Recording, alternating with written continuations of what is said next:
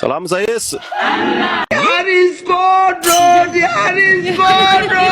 Hali ambayo imenenwa na wale ambao ni wapinzani, nitawaita wapinzani,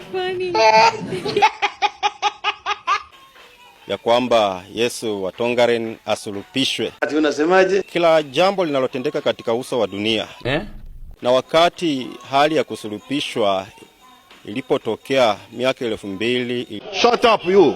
Baba yako aliuawa. Hold it.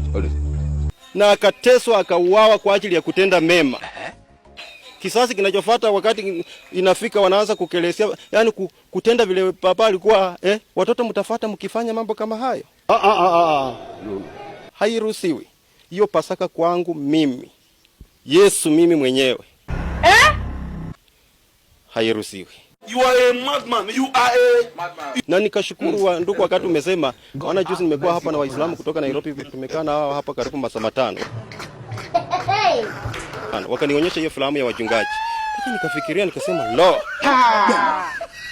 You are a madman. You are a Wanakemea wakisema, tunalaani huyo Yesu wa Tongaren katika, wanasema jina la Yesu Kristo. Na wajua wananitaja mimi.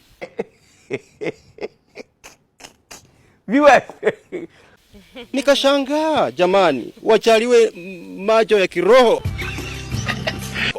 na wakundue yale ambayo yanajiri, na wakiwa na neno, mimi nawakaribisha.